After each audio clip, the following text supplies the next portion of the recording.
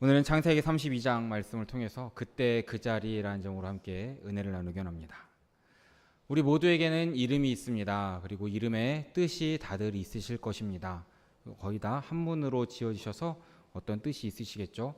제 이름도 마찬가지입니다. 저는 옥돌민자에 빛날 희자를 쓰고 있습니다. 그래서 세상에서 빛나는 돌이 되어라 라는 뜻을 가지고 있습니다. 참 좋은 뜻입니다. 커다란 문제가 있습니다. 여자 이름이라는 겁니다. 제 이름은 저기 적혀 있는 것처럼 홍민희입니다.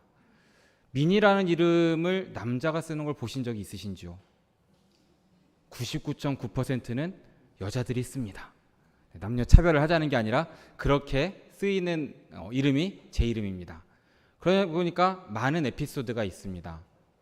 6학년 때 옆반에 저랑 이름이 똑같은 여자애도 있었고, 가장 최근에 있었던 일을 말씀드리면 우리 교회에 부임하고 얼마 안 됐을 때입니다. 주일날 지나가는데 민희 왔구나 라고 하시는 거예요. 뭐지? 보니까 김민희 집사님 보고 되게 당황스러웠던 적이 있습니다. 어렸을 때는 그래서 이름을 바꾸고 싶을 때도 많았고 그런 경우가 참 많았습니다. 요즘도 보면 개명하는 분들이 참 많이 있습니다. 이름을 바꾸게 되면 100이면 100 새로 지은 이름에 큰 의미를 부여하기 위해서 그렇게 이름을 바꾸는 것을 보게 됩니다. 그 이름대로 살아가길 희망하거나 이렇게 그 이름이 정체성이 되기를 바라는 마음으로 이름이 중요하다라는 것입니다.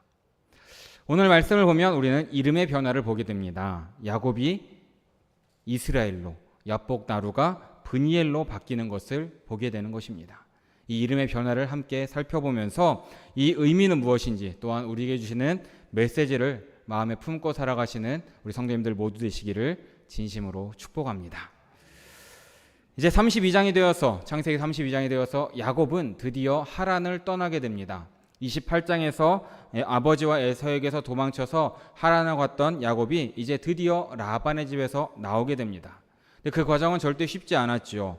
계속해서 라반은 임금을 주지 않으려 했고, 그래서 31장의 말씀을 보면 야곱이 이제 그 집안 사람들 대부분이 양털 깎는 축제에 참석한 때를 노려서 가족들과 함께 재산을 가지고 도망을 치게 됩니다. 이후에 라반이 쫓아와서 붙잡히긴 하지만 하나님의 기적적인 개입을 통해서 야곱은 라반과 평화롭게 결별을 하고 가나안 땅으로 돌아오게 되었습니다.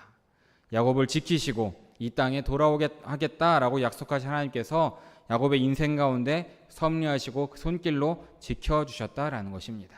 그래서 라반이라는 큰 산을 넘어서 하란을 나오게 되었던 것입니다. 그런데 막상 가나안 땅에 들어오니까 감당하기 어려운 또 한 사람이 떠오릅니다.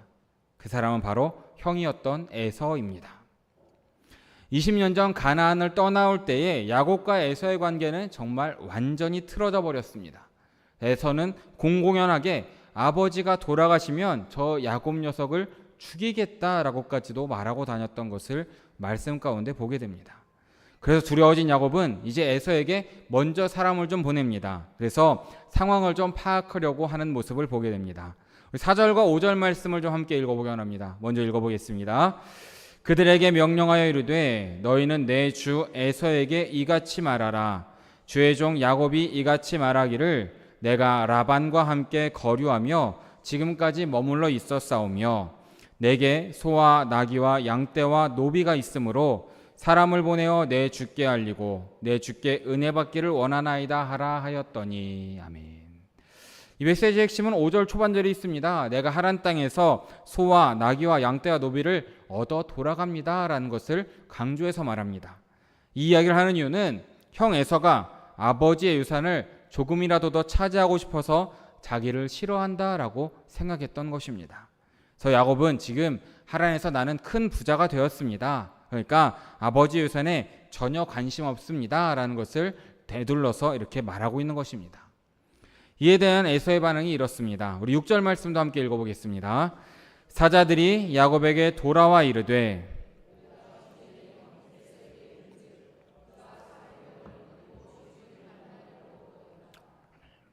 에서는 아무 말도 하지 않습니다.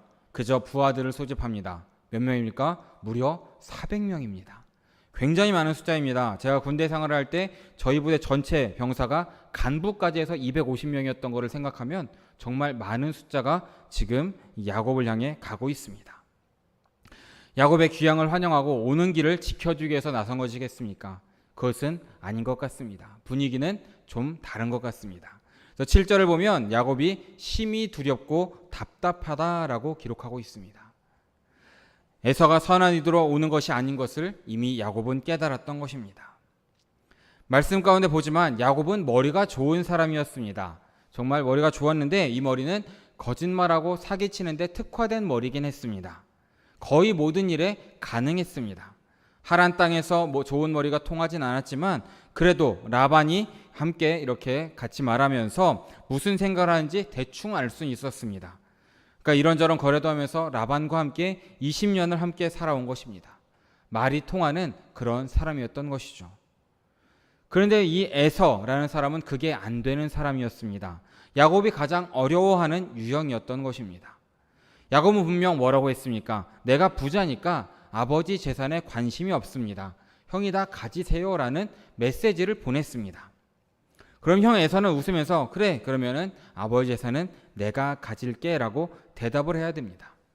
이것이 야곱이 생각하는 이 합리적인 수순이었던 것입니다. 근데 에서는 이상하게 야곱의 제안에 관심이 없습니다. 그냥 야곱을 죽이겠다라는 것입니다. 난 네가 싫어. 뭐가 싫으냐고? 그냥 싫어. 그냥 널 죽일 거야 라는 겁니다. 그래서 야곱이 전한 말에 아무 말도 없이 부하 400명을 이끌고 달려오고 있던 것입니다. 에서는 이렇게 야곱의 논리로 해석되지 않은 사람이었습니다. 이해도 안 되니까 설득도 불가능했고 이제 야곱은 가나안에 들어오자마자 에서라는 거대한 장애물을 만나게 된 것입니다. 그래서 야곱이 어떻게 행동하는지 함께 말씀 가운데 살펴보려고 합니다. 우리 7절 후반절과 8절 말씀을 함께 읽어보겠습니다. 함께 읽습니다. 자기와 함께한 동행자와 양과 소와 낙타를 두 떼로 나누고 이르되 에서가 와서 한 떼를 치면 남은 한 떼는 피하리라 하고.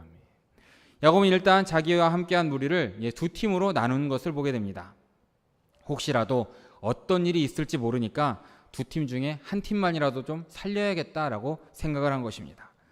그래도 안심이 안 됩니다. 왜냐하면 야곱의 무리는 가족들과 목축하는 이들, 노예로 구성되어 있는 전투와 거리가 먼 사람들이었습니다.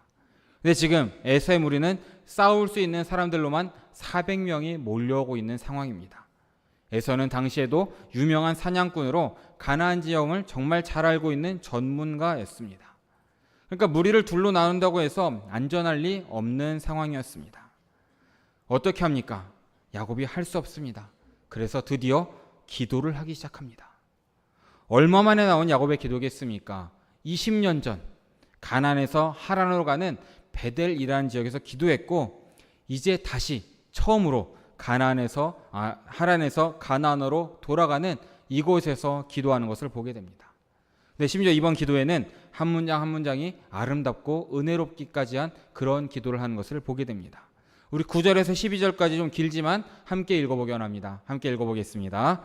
야곱이 또 이르되 내 조부 아브라함의 하나님 내 아버지 이삭의 하나님 여호와여 주께서 전에 내게 명하시기를 내 고향 내 족속에게로 돌아가라 내가 내게 은혜를 베풀리라 하셨나이다. 나는 주께서 주의 종에게 베푸신 모든 은총과 모든 진실하심을 조금도 감당할 수 없사오나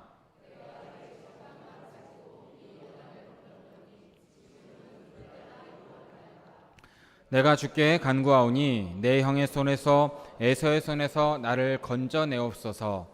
내가 그를 두려워함은 그가 와서 나와 내 처자들을 칠까 겁이 나기 때문이니이다. 주께서 말씀하시기를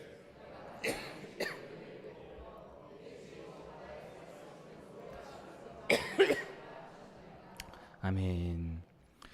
참 대단한 기도입니다. 진심도 굉장히 많이 느껴지는 기도입니다. 주님께서 주의 종에게 베푸신 모든 은총과 모든 진실하심을 조금도 감당할 수 없습니다. 지금 내가 내 지팡이만 가지고 이 요단을 건넜는데 지금은 두 때나 이루었습니다 라는 것을 고백하고 있습니다. 하나님의 보호하심, 하나님의 은혜에 대해서 찬양하고 감사하는 기도다라는 것이죠. 구약 전체를 보아도 이렇게 멋진 기도를 찾기도 어렵다라는 것입니다. 그런데 우리가 기억할 것은 야곱의 이런 멋진 말에 속아서는 안 된다라는 것입니다. 야곱이 지금까지 어떻게 살아왔는지 우리는 참 함께 기억해야 됩니다. 지난 20년 동안은 하나님의 계획을 전혀 무시한 채 살아왔던 야곱이었습니다. 기도 한 번 한 적 없는 야곱은 주의 은총과 진실하심을 붙들고 살았다라는 기록이 전혀 나와 있지 않습니다.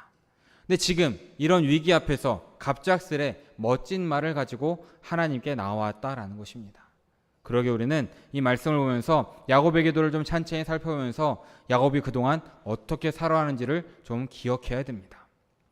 일단 야곱이 하나님을 어떻게 부릅니까? 9절 초반절을 보면 이렇게 말합니다. 내 조부 아브라함의 하나님, 내 아버지 이삭의 하나님 여호와여라고 하나님을 부르고 있습니다. 뭔가 빠진 것 같지 않습니까? 나의 하나님은 없다라는 겁니다. 지금 야곱은 아직도 여호와를 나의 하나님으로 부르지 않는 것입니다. 여호와 하나님의 존재를 믿긴 하지만 그 하나님은 아브라함의 하나님이고 아버지의 하나님입니다. 나의 하나님은 아니라는 겁니다. 그 하나님이 아직 내 삶을 소유하는 것은 인정하지 않습니다. 아직 내 삶을 다 드릴 수는 없습니다라는 것을 에둘러서 표현하고 있는 것입니다. 그리고 이 기도의 핵심은 주님께서 내게 은혜를 베풀겠다라고 약속하셨습니다. 하셨나이다라는 것에 있습니다. 기도의 처음과 끝인 9절과 12절에 보면 각각 하셨습니다, 하셨나이다라는 표현을 보고 있는데 지금 이것을 보면 야곱이 화를 내며 하나님께 원망하고 있는 것입니다. 아니 하나님, 은혜를 베푸신다고 하셨잖아요. 자산도 많아진다고 하셨잖아요. 근데 이게 뭐예요? 야곱이 왜 지금 군대를 저에게 끌고 오고 있습니까?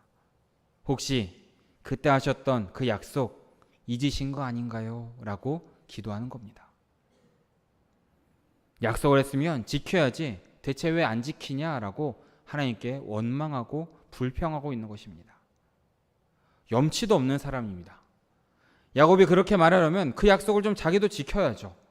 하나님과 동행하며 하나님의 자녀로 살았으면 혹시라도 하나님께 하나님 제 약속은 언제 지켜주십니까? 라고 물어볼 수도 있었을 것입니다. 하지만 우리가 말씀을 보면 알다시피 이 순간까지 야곱은 하나님의 뜻대로 한 일이 단 한 번도 없습니다. 그냥 자기의 생각으로 자기의 머리로만 살아왔던 것입니다. 지금은 여호와 하나님을 자신의 주인으로 인정하지도 않고 있는 것입니다. 기도라고 하는 것도 지금 20년 만에 처음 입 밖으로 내놓고 있습니다. 근데 그래 놓고서 상황이 마음대로 돌아가지 않자 하나님께 원망하고 대드는 것이 기도의 전부 내용입니다. 또한 이 야곱의 기도가 참되지 않았다라는 것은 이어지는 말씀에 나오는 야곱의 행동을 좀 보면 확인하게 됩니다. 우리 13절과 20절의 말씀, 두 절의 말씀을 함께 다시 읽어보겠습니다. 함께 읽습니다. 야곱이 거기서 밤을 지내고 그 소유 중에서 형 에서를 위하여 예물을 택하니 또 너희는 말하기를 주의 종 야곱이 우리 뒤에 있다 하라 하니 이는 야곱이 말하기를 내가 내 앞에 보내는 예물로 형의 감정을 푼 후에 대면하면 형이 혹시 나를 받아주리라 함이었더라. 야곱이 밤새 고민하고 내린 결론은 형 에서에게 예물을 택한 것입니다. 이것은 쉽게 말하면 뇌물을 남기기로 한 것입니다. 좀 봐주세요 라는 것이죠. 근데 그 뇌물의 규모가 상상을 초월합니다.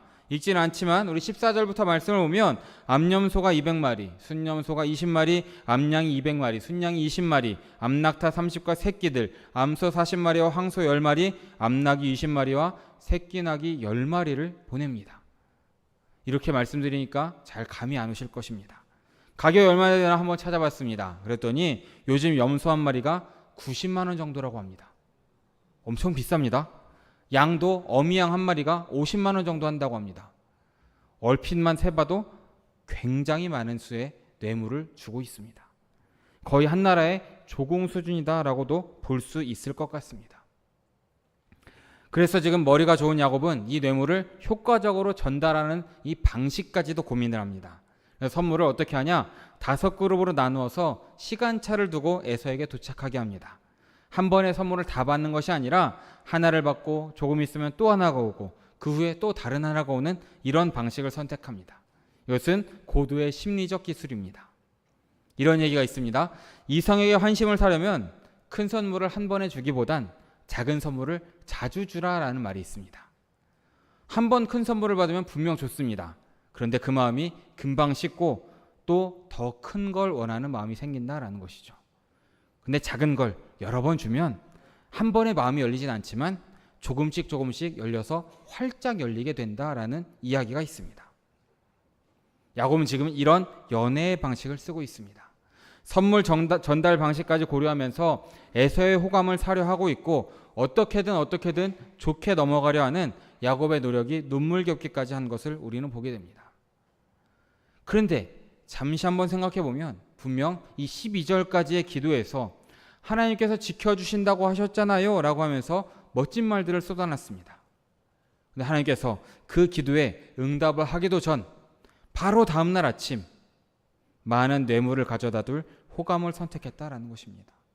철저하게 사람의 방법, 철저하게 심리적인 방법을 따르고 있다라는 것을 우리는 보게 되는 것입니다.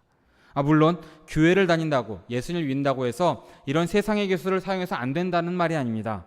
상대방의 마음을 얻기 위해선 우리는 적절한 선물도 필요하고 심리학의 도움도 분명히 받아야 되는 것이 사실입니다. 그런데 문제는 야곱이 이미 하나님의 약속을 받은 사람이라는 데 있다라는 것입니다. 하란을 떠나올 때 베델에서 하나님께서 야곱의 꿈에 나타나셔서 내가 너를 지킬 것이다 라고 약속하셨습니다. 야곱은 가나안의 경계를 넘었을 때 그를 지키기 위해 찾아오신 하나님도 만났던 것입니다. 실제로 야곱을 치료했던 라반으로부터도 친히 보호해 주셨습니다. 그런데도 지금 야곱은 여전히 하나님만 바라볼 수는 없다라는 것입니다. 나의 지혜를 써야겠습니다라는 것이죠. 어쩌면 믿음이 없어도 이렇게 없을 수가 있겠습니까? 야곱이 사용했던 모든 것은 다 불신앙에서 시작되었다라는 것입니다. 대체 그러면 야곱은 이 정도로 뇌물을 보냈으면 안심할 수 있겠습니까? 아닌 것 같습니다. 우리 이어지는 21절에서 23절의 말씀도 함께 읽어보기 원합니다. 함께 읽습니다. 그의 물은 그에 앞서 보내고 그는 무리 가운데에서 밤을 지내다가 밤에 일어나 두 아내와 두 여종과 11 아들을 인도하여 야복 나루를 건널세 그들을 인도하여 시내를 건너가게 하며 그의 소유도 건너가게 하고. 지금 그는 21절을 보면 아직도 여전히 잠들지 못할 만큼 두렵고 답답했던 것 같습니다. 상대가 에서이기 때문입니다. 에서는 야곱이 생각할 수 있는 그런 사람이 아니었다라는 것이죠. 장인이었던 라반이라면, 돈을 좋아하는 라반이라면 이 정도 뇌물을 보냈으면 야곱을 반갑게 맞이하려 왔을 것입니다. 하지만 에서는 도무지 예측이 안 됩니다. 선물은 받는데 혹시라도 자신을 죽일까 너무 두려웠던 것입니다. 그래서 야곱이 이제 드디어 홀로 남았던 것입니다. 야곱이 가족과 남은 짐승들은 먼저 시내를 건너가게 하고 혼자 야복 나루에 남았던 것입니다. 그리고 이 순간이 하나님과 만나는 시간이다라는 것이죠. 자기 지혜와 자기의 능력, 자기의 재산을 지킬 수 없는 것이고 가족은커녕 자기의 생명 하나도 제대로 보존할 수 없다라는 걸 깨닫게 된 그 사람이, 그 야곱이 드디어 하나님 앞에 홀로 서 있다라는 것입니다. 그 모습을 함께 살펴보기 원합니다. 24절에서 26절까지 말씀을 세 절의 말씀 함께 읽어보겠습니다.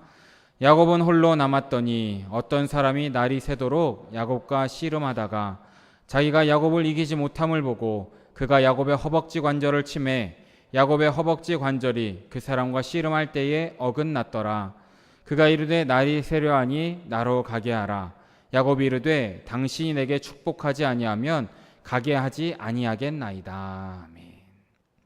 그날 하나님께서 야곱을 찾아오셨고 둘이 밤새 씨름을 하는 것을 보게 됩니다. 여기 본문을 보면 어떤 사람이 함께 씨름을 하게 되는데, 어떤 사람이라는 것은 이 땅에 인간의 몸을 입고 오신 하나님, 즉 구약의 예수 그리스도라고 보면 좋을 것 같습니다. 왜냐하면 야곱의 이름을 이스라엘로 바꿀 수 있는 이 분이라는 데 근거하는 것입니다. 본문의 씨름 사건을 좀 면밀히 살펴보면 야곱이 먼저 씨름을 시작한 것이 아닙니다. 그분이 야곱을 찾아왔습니다. 그래서 씨름을 시작하는 것을 보게 됩니다. 그리고 씨름을 보면 야곱이 하나님을 이기지 못하는 것도 당연합니다. 근데 이상한 모습이 하나님도 야곱을 이기지 못하는 것 같습니다. 어떻게 된 것이겠습니까? 이것은 하나님께서 야곱을 이기지 않기로 스스로 마음을 먹으셨다라는 것을 우리는 바라볼 수 있어야 되는 것입니다. 자주는 아니지만 저희 집에 초등학교 1학년짜리 아들이 있습니다. 그 아들과 몸을 맞대고 노는 것을 좋아합니다. 간지럼도 태우고 이래저래 들거나 이렇게 씨름도 하는 그런 경우를 많이 합니다. 아들도 저한테 뭐를 해보려고 하지만 넘어가지 않습니다. 저한테 아직 안 되니까요. 그래서 제가 막 들고 간지럼 태우고 놉니다. 왜겠습니까? 아들과 살을 맞대서 노는 순간이 너무나 좋기 때문입니다. 간지럼을 태울 때 웃는 아들의 웃음소리가 너무 예쁘기 때문입니다.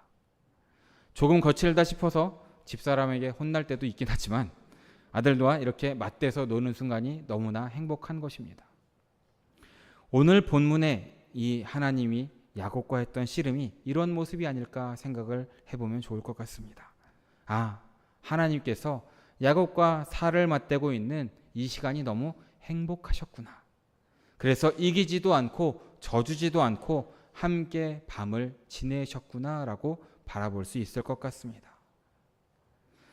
이 시간에 야곱도 뭔가를 느낀 것 같습니다. 살과 살을 맞대고 있다가 깨달은 것입니다.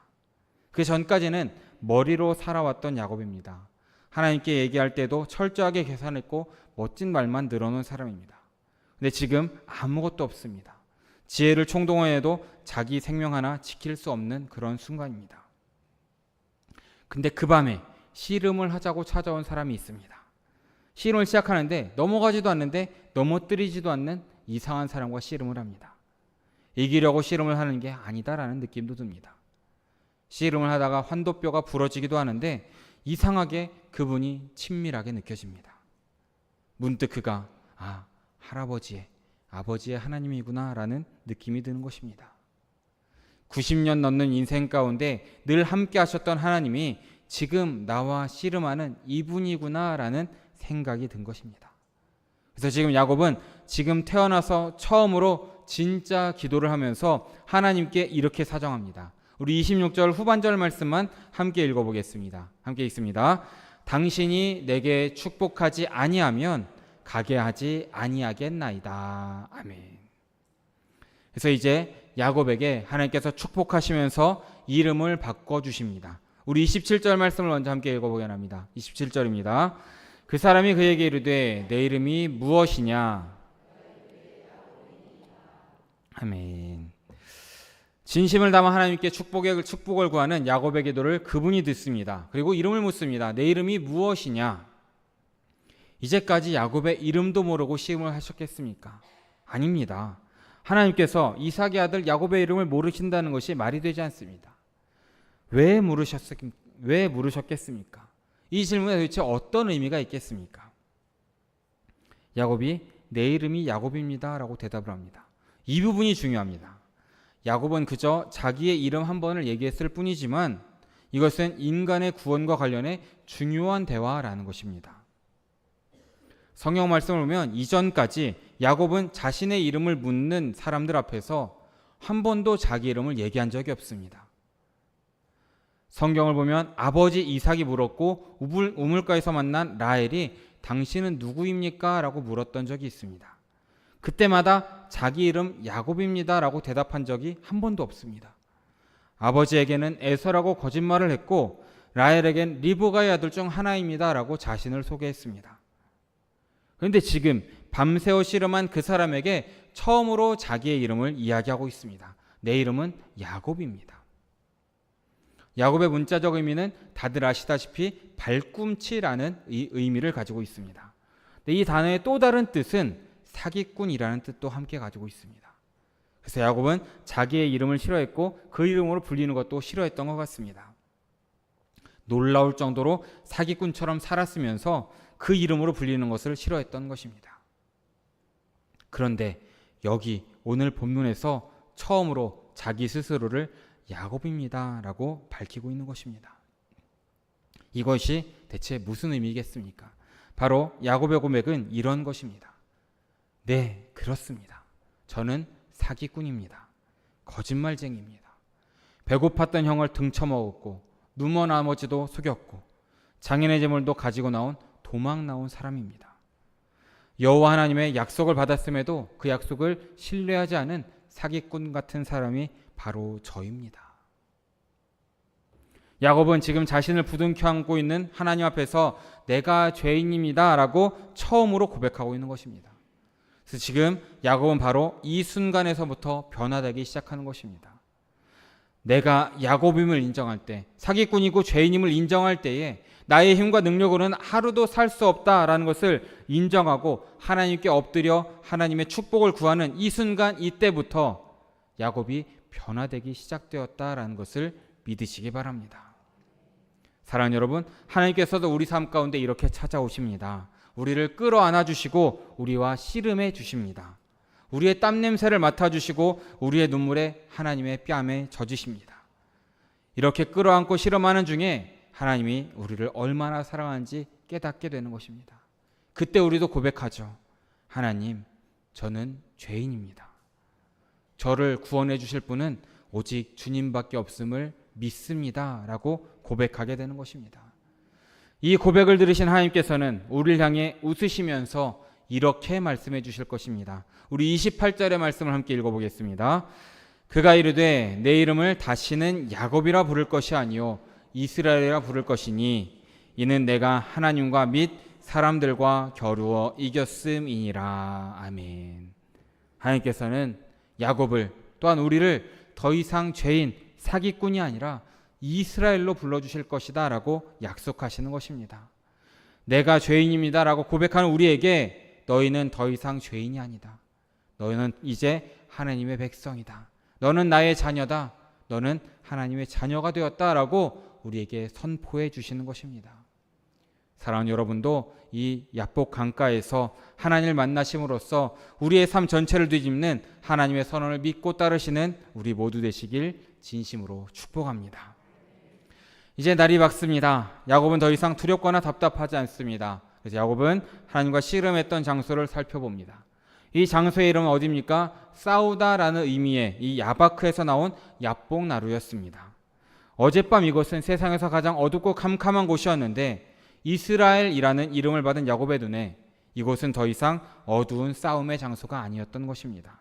그래서 이름을 이렇게 바꿉니다. 30절과 31절 말씀을 함께 읽어봅니다.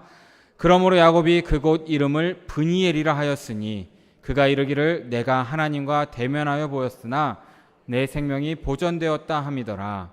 그가 브니엘을 지날 때에 해가 돋았고 아멘. 이곳은 이제 브니엘이라는 이름을 바꿉니다. 하나님의 얼굴을 보았다라는 뜻을 가지고 있는 곳입니다.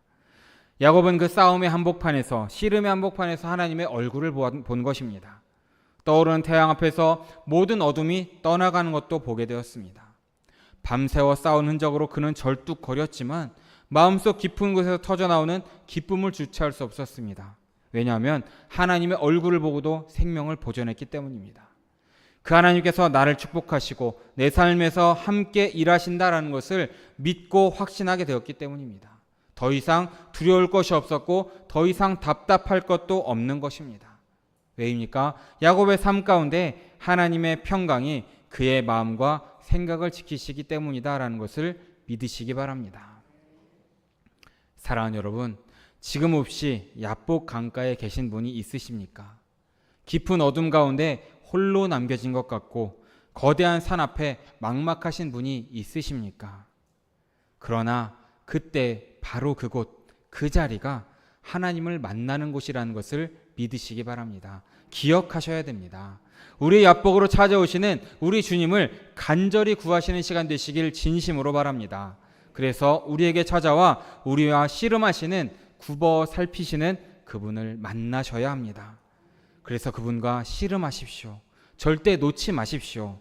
혹시 지금까지 우리가 머리로만 주님을 만났다면 이제는 야복에서 주님과 살을 맞대고 주님을 알아가시길 축복합니다.